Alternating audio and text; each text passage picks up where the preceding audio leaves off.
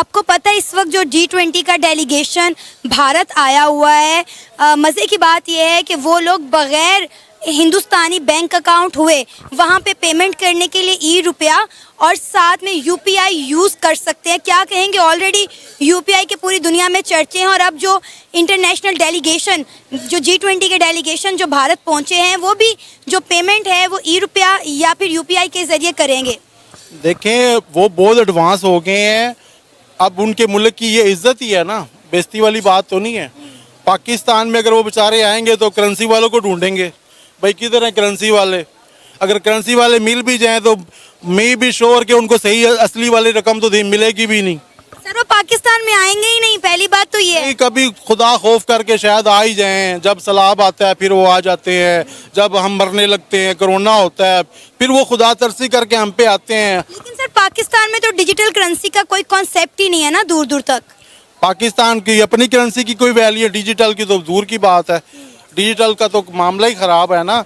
तो अब पाकिस्तान की जो करेंसी है वो भी अफ़गानिस्तान से भी नीचे है, बांग्लादेश से भी नीचे है। पर इस बात पे देखे अब सर पकड़ के सोचने की थी। मुझे आज एक मालूमात मिली है कि जब 71 की जंग हुई है ना तो इंदिरा गांधी को जो जनरल रोड़ा था उसने कहा है कि पाकिस्तान पे हमला करते हैं। तो उसने इंदिरा गांधी ने कहा कि मेरे बाप ने मना किया था कि पाकिस्तान मुस्लिमों को ना छेड़ो, ये एक हो जाए तो बड़े जालिम हो जाते हैं, फिर हम नहीं बचेंगे। उसने कहा जी इस टाइम उसके जो दो आर्मी चीफ और जो वज़ीर आज़म जुल्फ़िकार अली भुट्टो और जनरल यहिया खान दोनों हैं, मेरे साथ उन्होंने हुई है। इस टाइम 80 से अच्छा मौका कोई भी नहीं है पाकिस्तान पे अटैक करने का। ये जनरल रोड़ा ने इंदिरा गांधी को कहा, फिर इसीलिए उन्होंने हमला किया। इसी वजह से हम 71 में हमने 90,000 फौजी भी कैद कराए, ठीक है, और हमने अपना आधा मुल्क तो छोड़ दिया ना, बांग्लादेश से हाथ धो बैठ, इधर हम उधर। वो नशई आदमी था भुट्टो, शराब पीता था, उसने कहा मेरे पास इतना ही काफ़ी है। इंडिया के अंदर जो है लोग कैश कैरी नहीं करते, वो यूपीआई करते हैं। अगर उन्होंने एक गोलगप्पे ख़रीदने हो, मिर्च ख़रीदने हो, मिसाले ख़रीदने हो, गोल्ड तक ख़रीदना हो तो वो यूपीआई करते हैं, जो उनका रिजर्व बैंक ऑफ इंडिया ने एक पेमेंट उनको बना के दिया है। यूपीआई सऊदी अरब ने ले लिया, यूएई ने ले लिया, सिंगापुर ने ले लिया, इसके बाद और भी बड़ी कंट्री 20 से ज़्यादा कंट्रीज़ में शायद, अगर मैं गलत नहीं हूँ, चल रहा है। हम क्यों नहीं ले लेते? हमारा कैश भी बचेगा, चोरियाँ बचेंगी, टाइम बचेगा। ये आप बिल्कुल सही कह रही है, लेकिन पता है क्या बात है, हम अब रोजी रोटी के चक्कर में पड़े हुए हैं। हमें वो तरक्की वाले मामला तो के नहीं वो समझ में आते। और अब आप बात बता रही हैं कि गोलगप्पे वाला, मतलब कि वो लोग इतने आगे निकल चुके हैं, इतनी तरक्की कर रहे हैं और हम लोग वहीं के वहीं, बल्कि हम लोग 20, 30, 50 साल पीछे ही जा रहे हैं। आप लोग देखेंगे जब आप यूट्यूब निकालेंगे, सोशल मीडिया निकालेंगे, आप देखेंगे कि अमेरिका वगैरह ये लोग, लंदन, यूके वगैरह कितने आगे हमसे। मैं तो मानता हूँ कि वो हमसे वो 100 साल जो है ना वो आगे हमसे। लेकिन पाकिस्तान में बस क्या बताएं अब आपको, हालात आपके सामने ही सारे। के ज़माने में कैश कैरी करके मार्केट जाना क्या सेव है?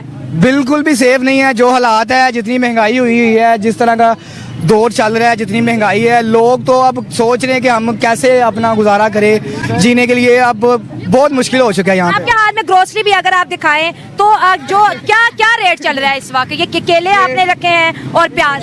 ये यहाँ पे केले के 5-6 रेट हैं। एक ही टाइप का केला है लेकिन रेट 5-6 है। ये जो रेडियो वाले हैं चलो वो तो चलो 20-30 कम करके दे देते हैं, ठीक है, लेकिन ये दुकानों वाले ये दिखाते कुछ और है, देते कुछ और है।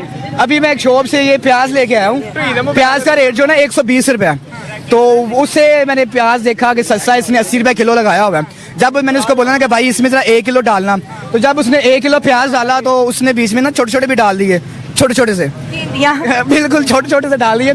तो मैंने जब ना शॉप पर देखा तो मैंने कहा यार ये क्या किया तुमने? कहता है भाई जो रेट लिखा हुआ है उसी हिसाब से मैं दे रहा हूँ। और हमारे साथ तो मंडी में भी ऐसा होता है, वो दिखाते कुछ और है, देते कुछ और है। आपने तो फिर भी 2-4 प्याज को हाथ लगा लिया है, वो तो हाथ भी नहीं लगाने थे हमको। तो मैंने कहा यार ये तो फिर पूरे का पूरी पलटूम यहाँ पे बेईमान है, तुम कुछ हया करो, हया आती है आपको? तो वो कहता है हाँ भैया क्या करनी है, चले मैं आपको चेंज कर देता हूँ। मैं कहा मैं चेंज नहीं करवाता, तुम क्या करोगे आप? कहते चले मैं रेट चेंज कर देता हूँ। तो फिर मेरे कहने पे उसने वो 20 रुपया रेट और कम कर दिया। ये साथ ही खड़ा हुआ है वो रेडी वाला। बात है उसने रेट कम कर दिया, लेकिन हम आज बात करें यूपीआई पे।